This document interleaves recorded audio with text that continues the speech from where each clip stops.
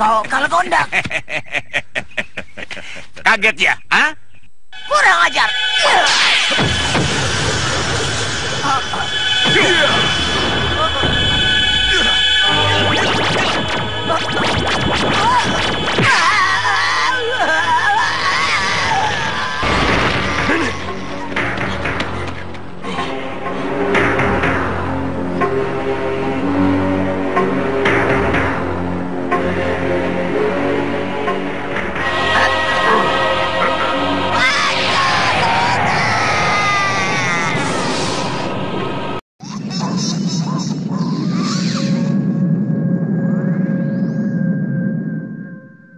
Sendiri, kenapa mau saja dibawa ke sini?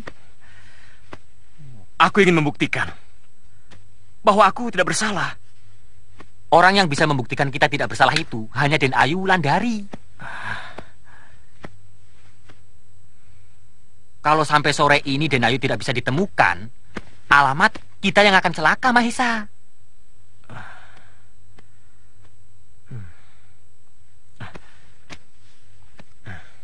Blotong. Apa? Aku minta maaf. Di awal episode ini, kita menuju pada Mahesa yang di saat itu sedang meminta maaf kepada Blotong karena ia telah menyusahkan kawannya itu. Bahkan sebentar lagi mereka akan dimasukkan ke dalam penjara. Ia pun menyuruh Blotong untuk segera pergi dari tempat itu dan dirinya sendiri yang akan bertanggung jawab kepada Temunggung Martoloyo. Anak Basir itu pun jelas tidak mau, sebab ia sudah berjanji kalau dirinya akan selalu bersama Mahesa, baik senang maupun susah. Ia pun mengatakan bahwa dirinya bukanlah bangsa pengecut yang mau mencari selamat sendiri, sedangkan sahabatnya dalam keadaan bahaya. Kini kita menuju pada Mak Lampir dan Grandong yang di saat itu sedang membicarakan tentang Raden Sutejo yang meminta bantuan kepada Dewa Petir untuk mendapatkan Sekar Arum. Nenek setan itu pun tampak marah karena merasa dianggap remeh oleh muridnya yang meminta bantuan kepada orang lain. Di sisi lain, tampak Raden Sutejo yang sedang berlatih bersama dengan Dewa Petir.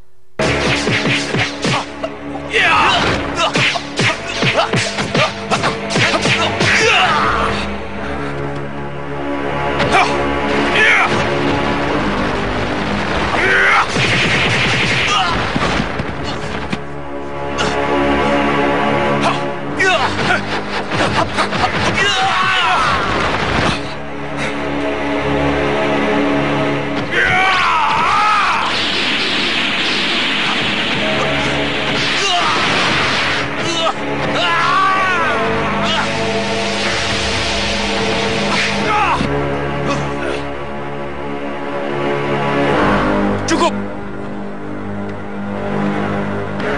Kamu sudah dilatih oleh Mak Lampir. Sudah. Kenapa tidak berbekas sedikit juga sebagai murid Mak Lampir? Mestinya kamu sudah hebat. Tapi kenapa masih mentah?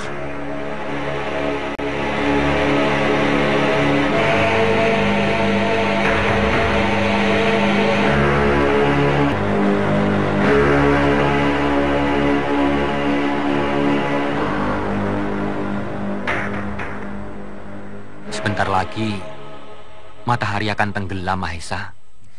Iya. Ya, kita harus bersiap-siap. Kita kembali lagi pada Mahesa dan Blotong yang masih menanti kedatangan Ayu Wulandari, karena hanya gadis itulah yang bisa membantu mereka supaya tidak dimasukkan ke dalam penjara oleh Temenggung Martoloyo. Waktu mereka pun sudah tinggal beberapa saat lagi, sebab hari sudah mulai menjelang petang. Blotong pun pasrah dan ia mengatakannya kepada Mahesa bahwa mungkin memang sudah nasib mereka harus masuk ke dalam penjara. Di sisi lain, tampak Kiai Jamas, Kiai Ageng Sebayu dan Sekar Arum yang sedang berjalan cepat menuju ke arah Kadipaten Tegal. Gadis putri Adipati Rembang itu pun tampak sudah tidak sabar lagi ingin segera bertemu dengan Maesa, sebab ia tidak ingin kalau Maesa sampai dimasukkan ke dalam penjara. Sementara itu, Ayu Wulandari yang sedang bersama dengan Tirta dan Citrasena pun kini sudah hampir sampai di Kadipaten Tegal. Lalu mereka berhenti pada jalan terakhir yang sudah dekat dengan rumah Ayu Wulandari. Kenapa berhenti? Ini jalan menuju Kadipaten Tegal. Aku rasa perjalanan selanjutnya sudah tidak ada bahaya. Ya. Aku kira kalian akan ikut untuk menemui orang tuaku. Mungkin lain kali kami akan menghadap orang tuamu. Baiklah kalau begitu.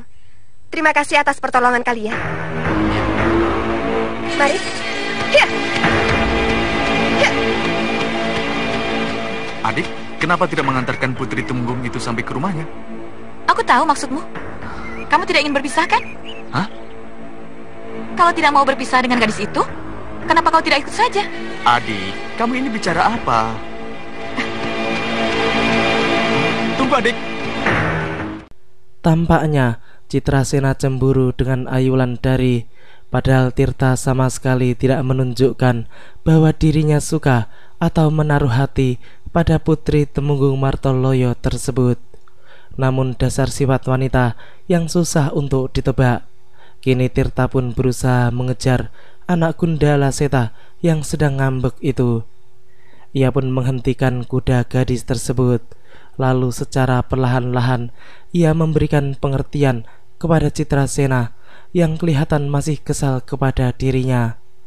Sebenarnya gadis itu hanya menguji kesetiaan Tirta saja. Ia ingin melihat sampai di mana kepedulian lelaki itu kepada dirinya.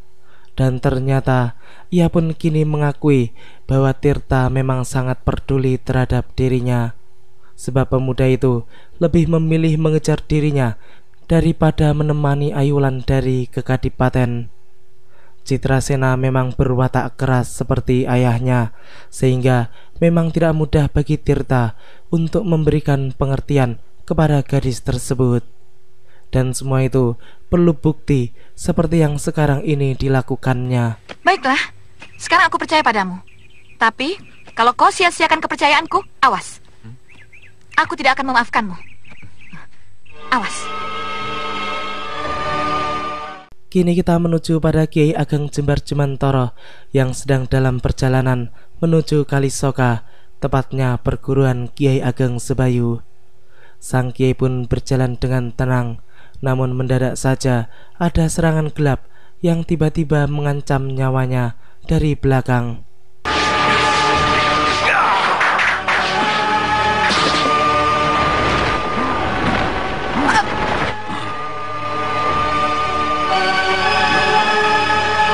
Mau kemana kau Jumantoro? Aku mau kemana? Bukan urusanmu. Kebetulan, ini kesempatan untuk membunuhmu. Silahkan, kalau kau sanggup. Beradab, bunuh dia.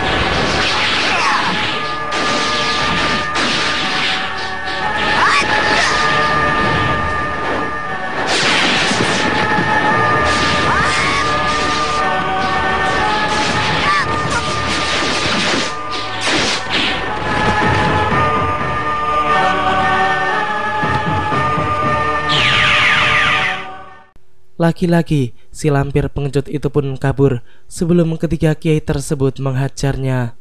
Kini Kiai Jabat dan Kiai Basari pun mempertanyakan apakah Kiai Ageng Jembar Jemantoro akan ke Kalisoka. Sang kiai pun menjawab bahwa memang ia hendak ke Kalisoka. Kiai Basari pun kemudian menyuruh Kiai Jumantoro untuk membatalkan niatnya ke Kalisoka, dan sebaiknya sang Kiai langsung saja menuju Tegal, sebab Kiai Jamas dan Kiai Ageng Sebayu sudah pergi menuju ke sana. Akhirnya ketiganya pun segera bergerak menuju Kadipaten Tegal. Kini kita menuju pada rumah yang digunakan untuk menahan Maesa dan Blotong. Ketika itu keduanya pun baru saja menyelesaikan sholat Isya, dan ternyata mereka sudah ditunggu oleh dua wakil Temenggung Martoloyo, yaitu Ki Manyar dan Ki Wirantaka, yang akan menjemput mereka. Maaf Raden, waktunya sudah habis. Kami mendapat perintah Gusti Temenggung untuk menjemput Raden. Betul, Raden. Tunggu sebentar ya. Ayo, Tong.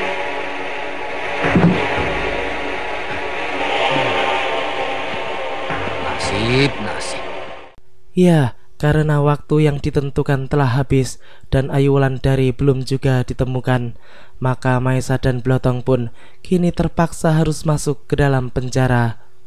Mereka berdua pun dikawal oleh Ki Manyar dan Ki Wirantaka menuju ke ruang tahanan yang letaknya di bagian paling belakang Kadipaten.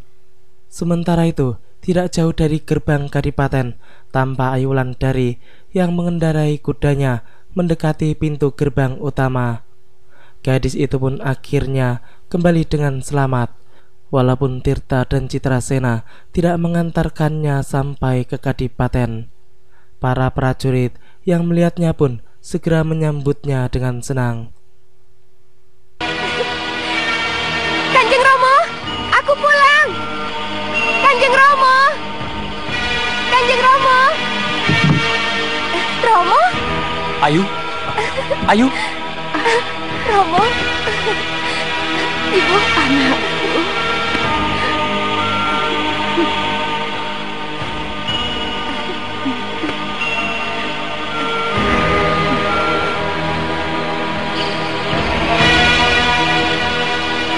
Aku diculik oleh Mak Lampir. Mak Lampir? Iya, Romo. Tapi banyak saksi mata melihat kau pergi dengan Mahesa dan Blotong. Tadinya saya juga menyangka begitu. Tapi ternyata Mak Lampir dan Grandong yang menyamar jadi Mahesa dan Blotong. Lalu bagaimana caranya kau bisa lolos? Aku ditolong oleh seorang pengemis sakti. Gelarnya pengemis tangan 1000. Dunia pendekar banyak yang aneh-aneh. Tapi syukurlah kau sudah pulang dengan selamat. Itu yang penting. Iya, sebab kalau sampai besok pagi tidak ada kabar berita, aku akan membawa Mahesa dan Blotong ke Mataram untuk minta diadili kepada Kanjeng Sultan. Kakak Mahesa, di mana dia sekarang? Assalamualaikum. Waalaikumsalam. Kiai Jamas? Mari. Nyamuk di sini ganas-ganas, Mahesa. Blotong yang sedang berada di penjara itu pun tampak mengeluh karena banyak nyamuk yang menyukai dirinya. Ia pun tampak mengumpat-ngumpat karena tempat itu dirasa sangat tidak layak bagi dirinya dan Maesa. Akan tetapi, tak lama kemudian muncullah Ki Manyar yang hendak menjemput mereka. Lelaki itu pun mengatakan bahwa Maesa dipanggil oleh Temenggung Martoloyo karena Ayu Wulandari sudah pulang dan menjelaskan tentang kejadian yang sebenarnya. Mereka berdua pun tampak sangat senang mendengar berita yang sangat mereka tunggu-tunggu itu. Blotong pun tampak sangat gembira. Ia pun berteriak-teriak sambil melompat-lompat karena akhirnya mereka bisa bebas dari fitnah Mak Lampir. Kini kita menuju pada Sekar Arum yang di siang itu tampak sedang bertarung sengit melawan Raden Sutejo. Entah apa dan bagaimana awalnya, yang jelas kini mereka sedang bertarung mengadu ilmu kanuragan masing-masing. Setelah berlatih keras dengan Dewa Petir, tampaknya pemuda itu ingin kembali menjajal kesaktian Sekar Arum yang beberapa waktu lalu telah mempecundangi dirinya. Sedangkan Sekar Arum sendiri kini sedang mengerahkan jurus-jurus tongkat pemukul ular yang diajarkan oleh pengemis tangan 1000 kepada dirinya beberapa waktu yang lalu.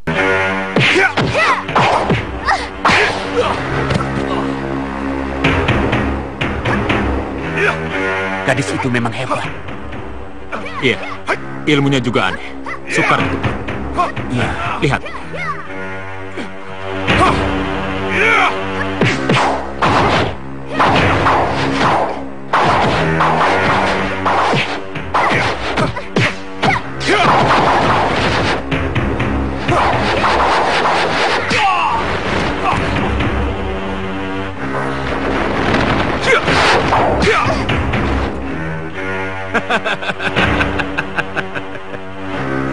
Setan Utara.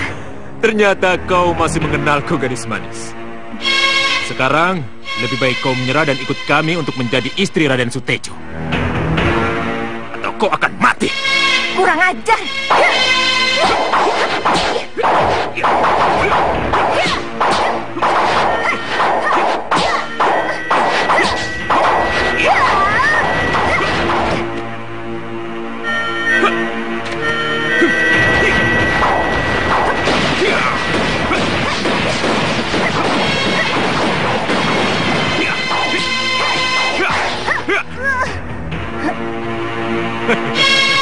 Kalau begini terus, aku bisa kehabisan tenaga. Aku harus cari akal. Sekar Arum pun mencoba untuk bergerak menjauhi Setan Utara 3 karena tenaganya yang dirasa semakin terkuras jika harus mengadu kanuragan terus-terusan. Setan Utara 3 pun tidak membiarkan lawannya itu lolos begitu saja. Ia pun langsung mengejarnya sambil tertawa-tawa karena ia yakin kalau dirinya mampu menundukkan gadis tersebut. Kini mau tidak mau, Sekar Arum pun kembali harus meladeni serangan-serangan ganas Setan Utara yang semakin dahsyat itu. Gadis murid pendekar Bukit Raja Wali itu pun mengeluarkan seluruh tenaga dan kemampuannya untuk membendung serangan lawannya yang datang bagaikan gelombang lautan. Keduanya pun kini saling mengadu senjatanya masing-masing yang bertemu di udara. Mereka mengendalikan tongkatnya dengan tenaga dalamnya.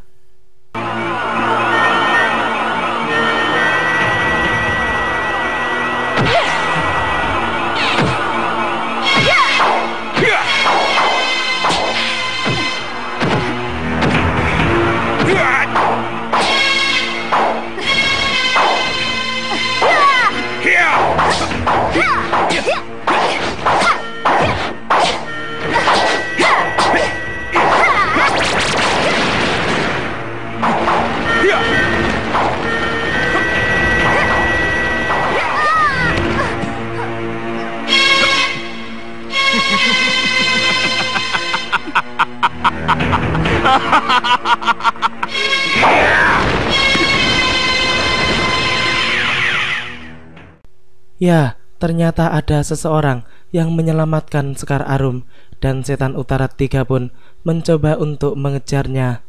Akan tetapi, ia sama sekali tidak menemukan jejak penyelamat Arum tersebut. Padahal, ia sudah mengamatinya dari atas pohon yang cukup tinggi. Kini Dewa Petir dan Raden Sutejo pun menghampiri Setan Utara yang kemudian turun dari pohon dan mengumpat-ngumpat karena tidak berhasil menemukan jejak Sekar Arum. Mana gadis itu? Aku hampir saja menangkapnya. Tapi tiba-tiba dia dibawa lari.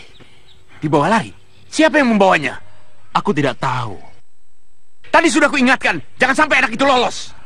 Maaf Ketua, maaf. Aku sudah berusaha. Ayo kita cari. Iya. Kau terluka, sebaiknya kau pulang saja. Pulang? Ya. Tapi bagaimana dengan Sekar Arum? Anak, aku akan mencarinya.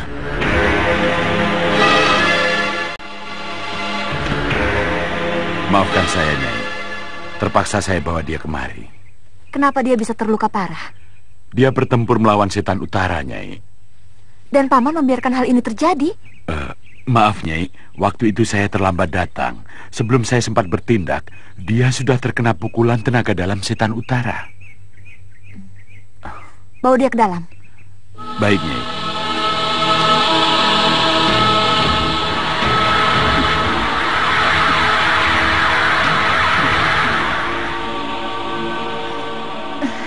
Pukulan beracun. Paman harus berhati-hati kalau berhadapan dengan orang itu. Baik, Nyai. Ternyata Yang menyelamatkan Sekar Arum adalah gurunya sendiri, yaitu Ki Panalasan. Nyi Mawar yang merupakan majikan Bukit Raja Wali itu pun menyuruh wakilnya untuk memberikan buah mahkota dewa dan madu tawon putih guna mengobati luka dan memulihkan tenaga Sekar Arum. Di malam itu, tampak Tirta dan Citrasena sedang bermalam di tengah hutan. Mendadak mereka mendengar adanya suara pertarungan pada tempat yang cukup jauh dari keberadaan mereka di saat itu. Tanpa buang-buang waktu lagi, gadis itu pun mengajak Tirta untuk segera melihat apa yang sebenarnya tengah terjadi.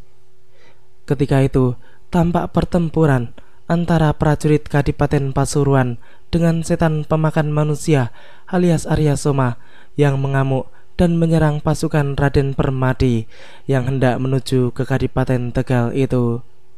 Para prajurit tersebut tampak kocar-kacir karena yang mereka hadapi adalah makhluk haus darah yang memiliki kesaktian tinggi. Mereka pun seperti hanya mengantarkan nyawa percuma saja, sebab memang makhluk itu bukanlah tandingan mereka. Kurang ajar. Sabar. Tapi saya tidak bisa membiarkan prajurit kita binasa, Paman. Biarlah Paman yang menghadapi makhluk itu. Kalau Paman tidak sanggup, lebih baik Raden menyingkir.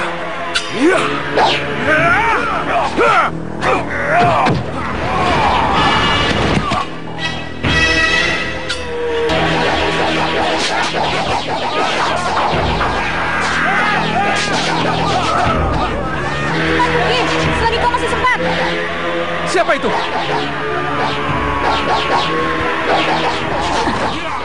Makhluk jelek, belum mati juga kau. Ayo, ambil obor kalian. Kita bunuh kelelawar itu dengan api. Ayo.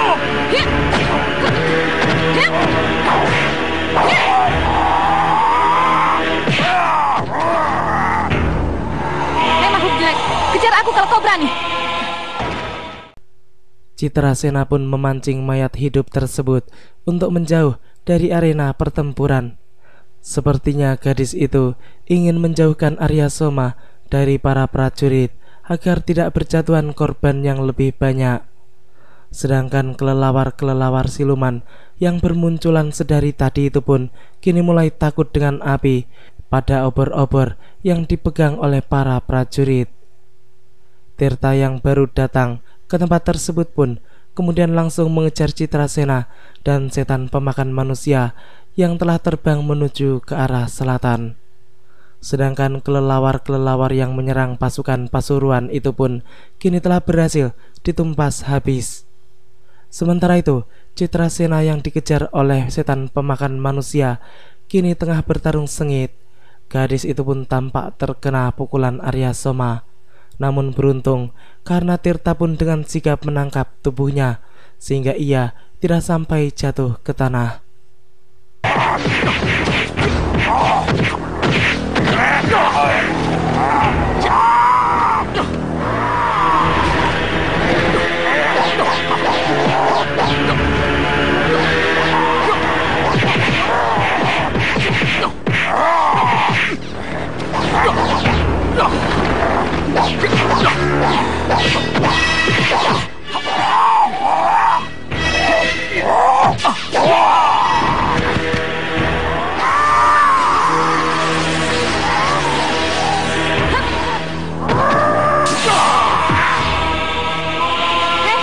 Jangan dikejar. Kenapa? Siapa tahu makhluk jelek itu memancing dan menjebak kita.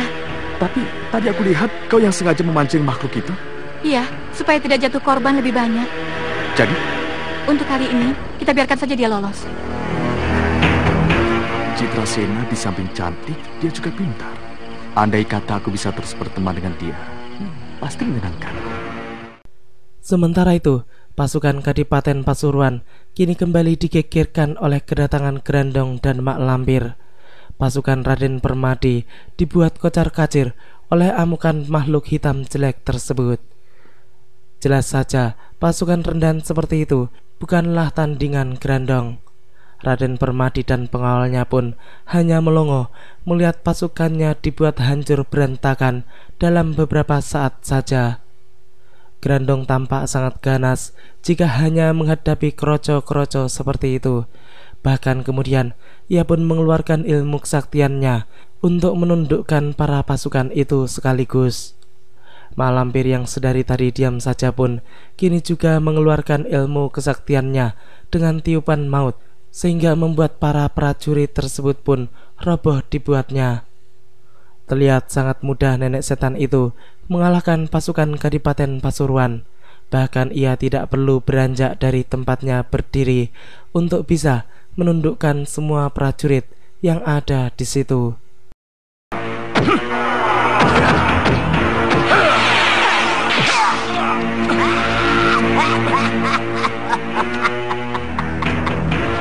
Ternyata kau berilmu juga.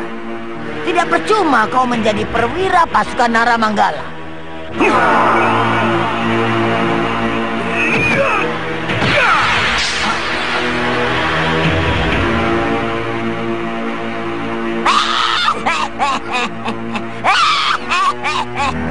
Ternyata Aji Beraja Dentamu masih cetek.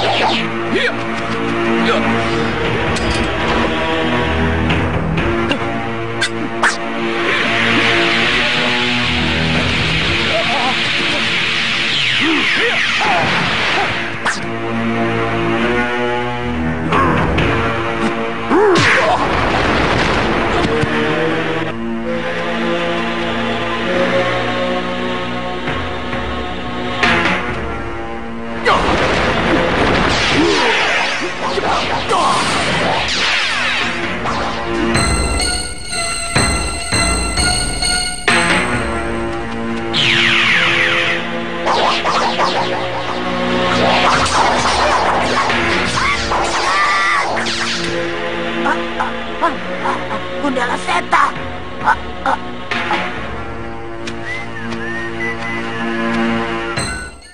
Citrasena dengan santainya bersiul-siul sambil berpura-pura tidak melihat keberadaan Mak Lampir alias mengejek nenek setan tersebut. Nenek setan itu pun tampak marah karena laki-laki yang muncul untuk menggagalkan rencananya adalah Citrasena. Gadis itu pun menghina Mak Lampir agar nenek jelek itu menjadi semakin murka, dan ternyata pancingannya pun berhasil. Sebab kini ratu sesat golongan hitam muka codot itu pun menjadi semakin emosi. Bahkan Citrasena pun menghinanya dengan hinaan yang menyakitkan. Kurang ajar. Ayah, cepat ke sini. Bantu aku melawan Mak Lampir. Lampir! Berani-beraninya kau mengganggu anakku, Lampir! Gundala Seta, celaka. Dia ada di sini.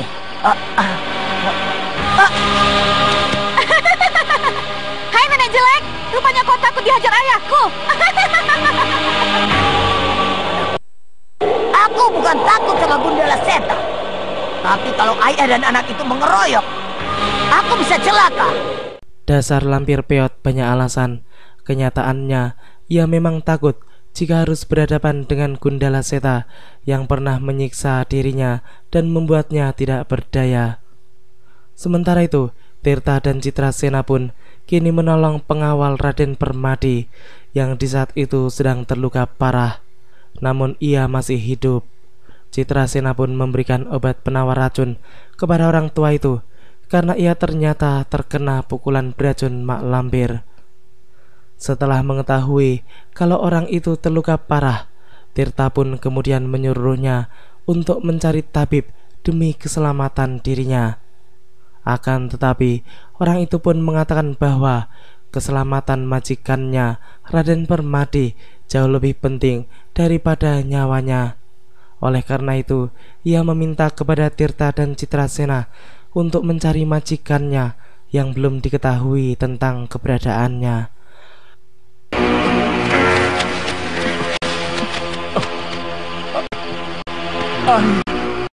Air di sana.